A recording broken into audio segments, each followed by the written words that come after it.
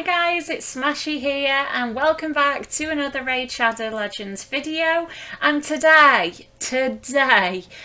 we are going to be opening the 2 sacred shards that I have left. So it may not seem like many sacred shards, but these are free to play sacred shards. So what this means, it has taken me 2 months in order to get these from our daily quests, which obviously turn into a monthly quest. I'm actually a week away of getting a 3rd one, but unfortunately I am going to miss it. So if you haven't seen it already, we are currently in a boosted summons event for sacred shards, and this means that our legendary chance with sacred shards is increased to 12%. So the epic has dropped down to 88%. So brilliant. If I could get a legendary, you know, with just 2 of these, I'd be absolutely made up. I really would.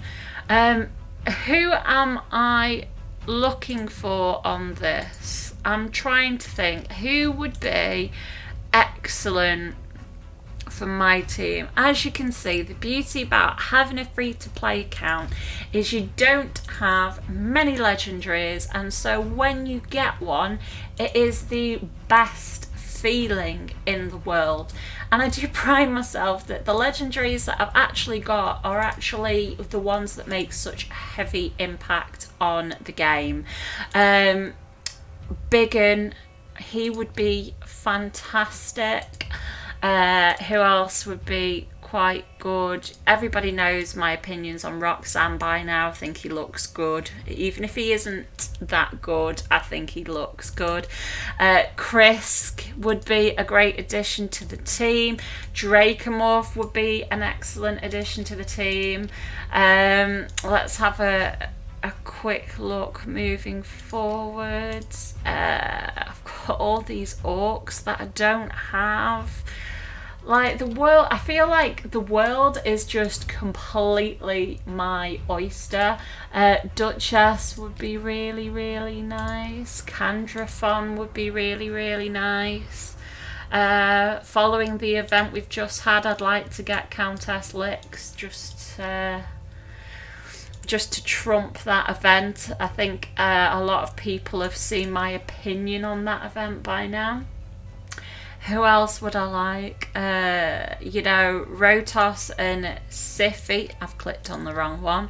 Rotos and Siffy would be great additions. Oh, the possibilities are endless. Queen Ava. Who else? Ray would be nice. Foley would be nice. Gosh.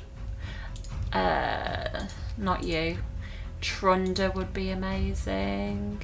Mountain King would be amazing. As you'll see in my most recent video, these guys, not really sure what we think of them yet. Obviously not Yoshi, but Genzin and Jintoro. I guess it'd be nice to have them, but I'm not convinced by what other people have said about them so far. So very, very nervously, I'm not going to keep you here for ages, guys. I am just going to go in and open them. And I'm so nervous because it is 2 months worth of free-to-play time.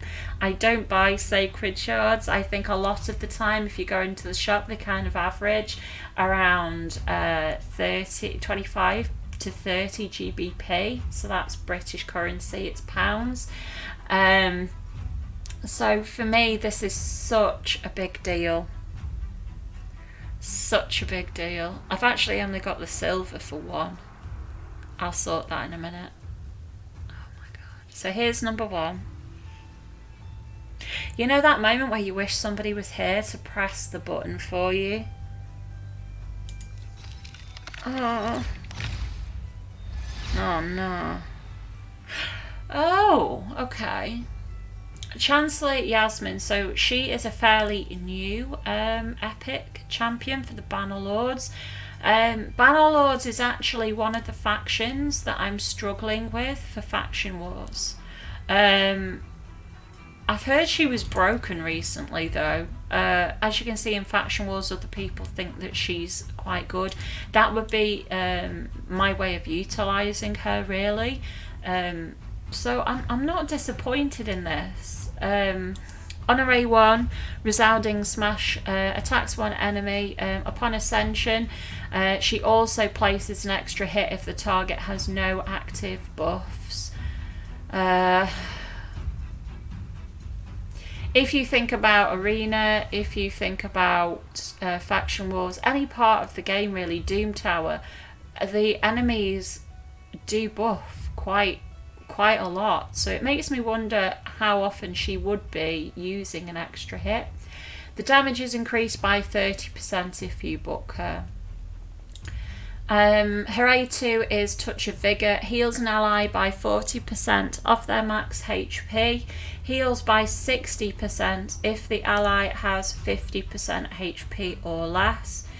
So that's nice, and it's based on max HP, so those tanks, those defense and HP characters, you know, will benefit from the fact that this is a HP based heal rather than just a flat out amount. And the heals increase by 20% on booking, and it is on a 2-turn cooldown when booking, which isn't bad. And what I'm liking so far is she doesn't seem to need too many books. You know, some of these champions you see level 7, and it takes so long and so many resources when it comes to books, so this is quite nice so far. Lulling Chant on array 3 has a 50% chance of removing all buffs from all enemies. Okay. Then places a sleep for 1 turn on all enemies who have active buffs. So that sounds like a good arena ability. So that debuff chance is increased to 75% upon booking this down, and it is on a 4-turn cooldown. So that's really good. Sorry about the dog, by the way. Her aura there is increases ally speed in all battles by 20%. So that's really nice. It's not the highest speed aura in the world, but obviously if you don't have a speed aura, that will be quite useful. I think generally if you are using a speed aura in arena, for example, you would want that to be much higher, so it may be useful in other areas of the game. I'm going to be right back, guys, because I'm going to see what my dog is doing.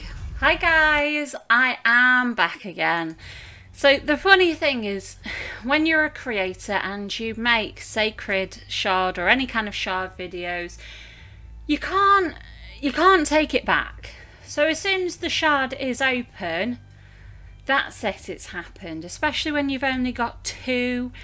I can't just, you know, start again. And, you know, you never know when a dog is going to be disturbed by something, and in this case it was like a knocking sound outside. There was nothing wrong in the house.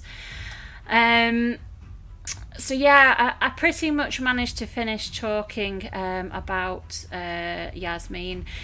So we've got one more available, and I'm just hoping that I can press this button without being disturbed. I've already collected the silver, which was kind of nice because of the event ongoing at the minute. For opening the first sacred, I actually got enough silver to open the second one.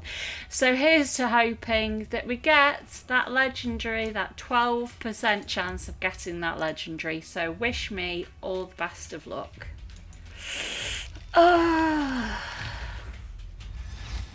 Nope. And it's Luthia. I didn't want you.